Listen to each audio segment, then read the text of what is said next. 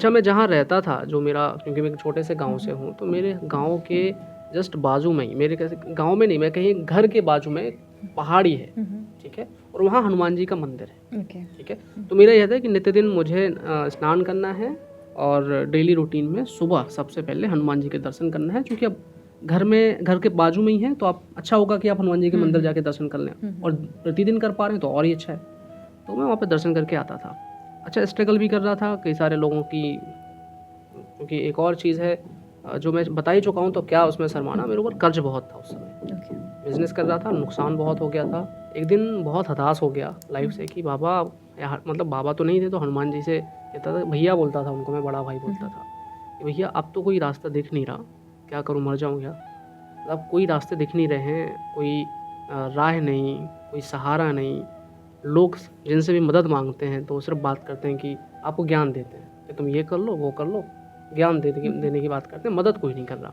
और हमें उस समय चाहिए थे पैसे, क्योंकि उसी से कर्जा चुकना है, उसी से व्यापार आगे बढ़ना है।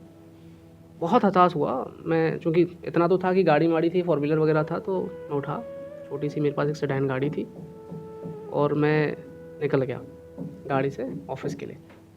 अब चूँकि अचानक से अब मेरे, उसके बाद जो मैंने पहली बार बाबा को सर्च किया, नीम करोली बाबा, उसके बाद कभी सर्च नहीं किया था। बट मैं रास्ते में जा रहा हूँ गाड़ी में, मैंने कहा कुछ यार भजन कीर्तन लगा लूँ, कुछ तो लगा लूँ। तो मैंने जैसे ही यूट्यूब खोला, बाबा की तस्वीर और बाबा की स्टोरी मिली। मिल गई। तो अब चूँकि दिखी, तो मैंने कहा उसी पे क्लिक कर दिया, चलो चलते-चलते इन्हीं को सुन देख लेते लेते हैं। हैं। अच्छा, उनको सुना, मैंने पहली कहानी सुनी, अच्छा रास्ता थोड़ा लंबा था, कहानी सुनता गया और मैं रोता गया। ड्राइवर नहीं था, कोई नहीं था, तो भगवान से कनेक्शन बनाने में और आसानी हुई, क्योंकि होता तो आपको इमोशन छुपाने हैं, चीज़ें बतानी हैं। तो अब रास्ते में मैं गाड़ी चला रहा हूँ और रो रहा हूँ। अब मुझे नहीं पता कि बाबा मेरे साथ बैठे हैं, बगल में बैठे हैं, क्या है। और मैं जैसे ही ऑफ़िस पहुँचा, मैंने अपने बंदे को बोला, मेरा जो वर्कर है ऑफ़िस में, कि जाओ कुछ पेपर लेके आओ। केबिन में अकेला पेपर लिए और लिख रहा हूँ। क्या लिख रहा हूँ नहीं पता। दिल की सारी परेशानियाँ, दिल की सारी वेदनाएँ, तकलीफ़ें, दुःख, दर्द सब राइट कर रहा हूँ। कम से कम 3-4 पन्ने का मैंने एक लेटर राइट किया, उसको बढ़िया से लिफ़ाफ़े में रखा। अब ये चल रहा है, मुझे अचानक से ही ख़्याल आ रहे हैं कि तुम्हें क्या करना चाहिए। अच्छा, जब मैं चिट्ठी भेजा उनको और मेरे काम बन गए, तो मुझे उसके बाद एक और चीज़ पता चली कि उनको चिट्ठी वाले बाबा भी कहते हैं, और उससे पहले मुझे नहीं पता था जब मैं चिट्ठी भेज रहा था।